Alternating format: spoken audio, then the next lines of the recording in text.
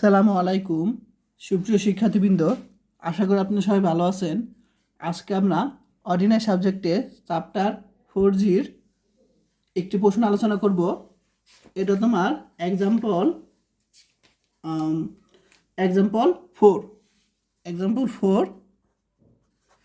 4 এর। তো এখানে বলছে প্রশ্নটি যে y=px প্লাস a/p এর সাধারণ সমাধান এবং ব্যতিক্রমী সমাধান বের করতে বলছে। অর্থাৎ এখন আমরা এখানে দুইটা অংশ, একটা হলো কি সাধারণ সমাধান বের করব, আর একটা হলো ব্যতিক্রমী সমাধান বের করব। তো এই প্রশ্নটি 18 সালে চলে আসছে, খুবই সহজ 4 মার্কের প্রশ্ন। তো দেখো, তো প্রথমে আমরা কি করব, দেওয়া আছে y=px প্লাস a/p, এটাকে আমরা 1 নং সমীকরণ ধরবো। এরপর আমাদের নিয়ম কি, অন্তরীকরণ করতে হবে। তাহলে এটাকে প্রত্যেকটাকে আমরা অন্তরীকরণ আকারে লিখে দিলাম dA/dx। এখন আমরা একবার এটাকে অন্তরীকরণ করব, আবার এটাকে অন্তরীকরণ করব। এখন এটাকে এটা বি মনে করব। ইউবি সূত্র কি, ইউ রেখে বি কি করব, প্লাস বি রেখে ইউকে অন্তরীকরণ করব। তাহলে আমরা এখানে ইউ রেখে বিকে অন্তরীকরণ করব, প্লাস বি রেখে ইউকে অন্তরীকরণ করব। আশা করি সবাই বুঝতে পারছো। তারপর প্লাস এখানে ধ্রুবক কি আছে এ, তাহলে ধ্রুবকটা আমরা বাইরে রাখলাম। তাহলে আমরা 1/p-কে অন্তরীকরণ করব।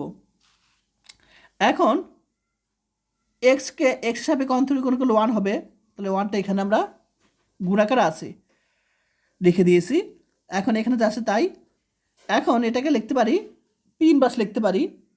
আচ্ছা, এখন আমরা জানি যে ক্যালেরর সমীকরণে যে dY/dx মানে আমরা কী ধরছিলাম, পি ধরছিলাম, এই যে,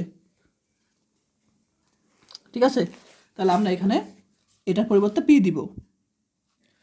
এখন এ তো ধ্রুবক আসি, আর এখানে x⁴n এর সূত্র অনুসারে কাজ করব। তাহলে x⁴n এর সূত্র কি, nx পাওয়ার n-1, nx পাওয়ার n-1, এই যে এটা সূত্র ddx nx n-1, এই সূত্র দ্বারা কাজ করবো আমরা।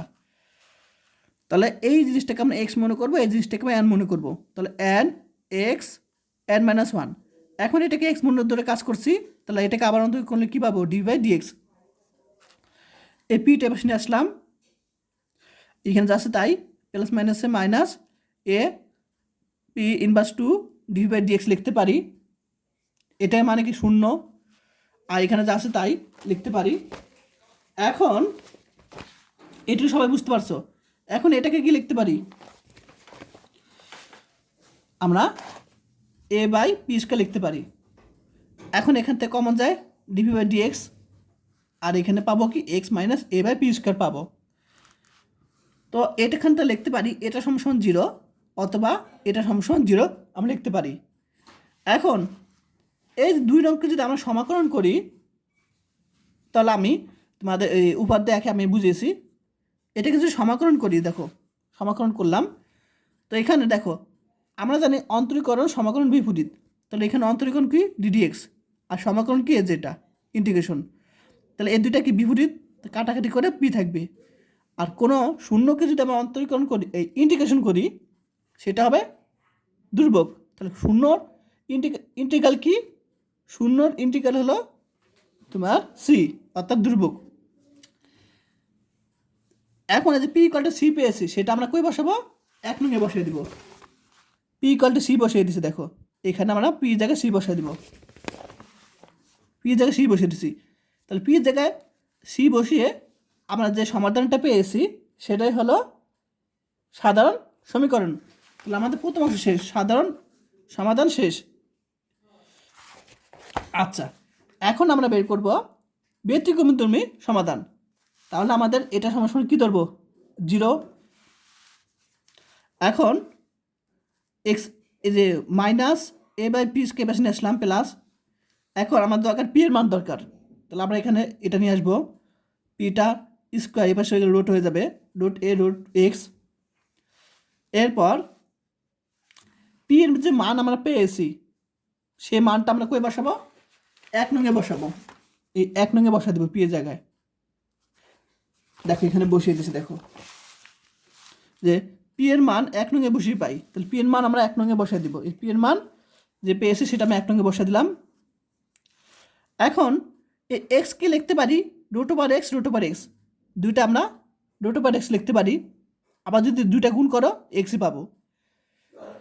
আর এটা আমার উপরে উল্টে গেছে। এখন দেখো রোট এক্স কাটাকাটি যায়, পরীক্ষার সময় কাটাকাটি দেখাতে হয় না, এরকম পাবো। এখন রোট এর বদলে দুটা লিখতে পারি, রোট এ লিখতে পারি। এর মানে কি দুইটা রুটে কাটাকাটি করলাম, তাহলে এ বদলে দুইটা রুটে দিলাম কাটাকাটি করে, রোট এ অর্থাৎ রোট এক্স পাবো। এখানে আমরা রোট এক্স পাবো, অর্থাৎ দুইটা রোট এক্স। এটা কার মান পেয়েছি? এই যে ওয়াইয়ের মান।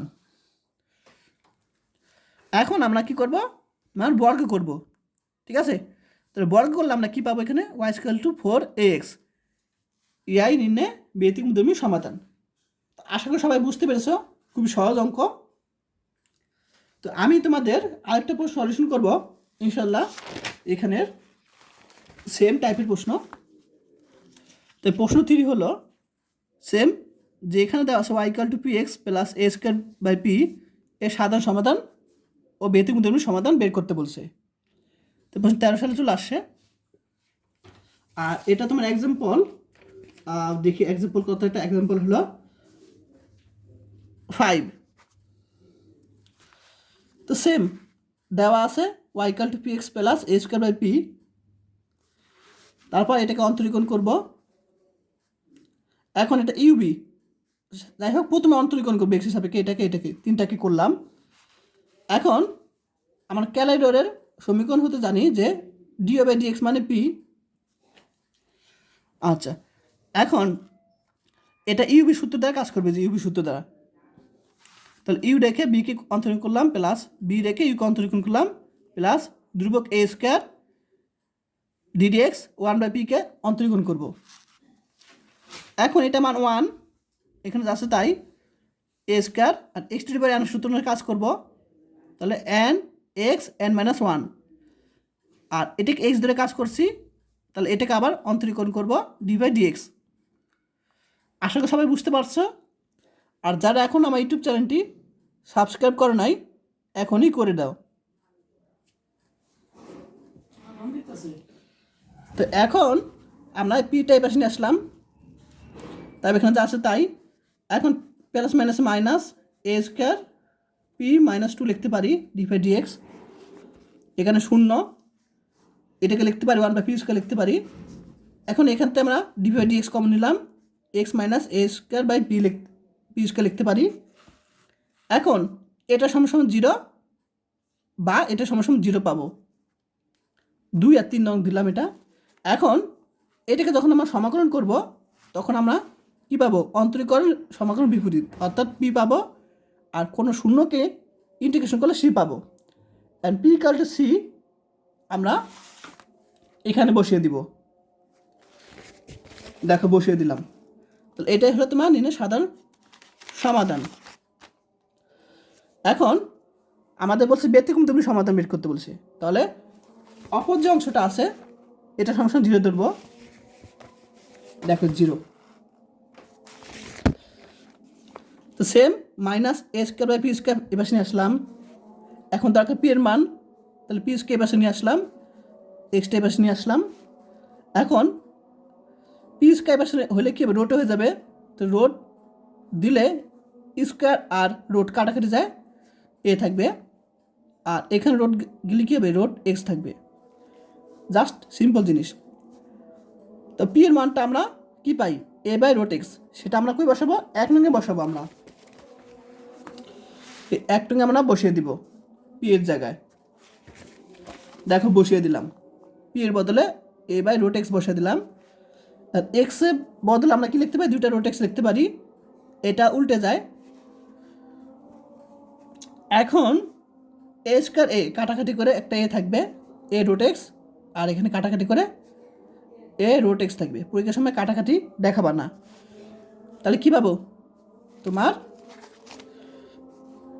2a রোট এক্স পাবো, এখন এটাকে বর্গ করলে আমরা যে পাবো সেটা হলো তোমার ব্যতিক্রমধর্মী সমাধান। আশা করি সবাই বুঝতে পেরেছ। যদি বুঝে থাকো অবশ্যই আমাকে কমেন্ট করে জানাও, আর না বুঝে থাকো তাও আমাকে কমেন্ট করে জানাও। আর যারা এখন আমার ইউটিউব চ্যানেলটি সাবস্ক্রাইব করে নাই এখনই করে দাও। আর যারা কোর্স করতে চাও তারা এই নাম্বারে মেসেজ দিবে 014-064-86940, এই হোয়াটসঅ্যাপ নাম্বারে মেসেজ দিবে। কোর্স ফি 360 টাকা।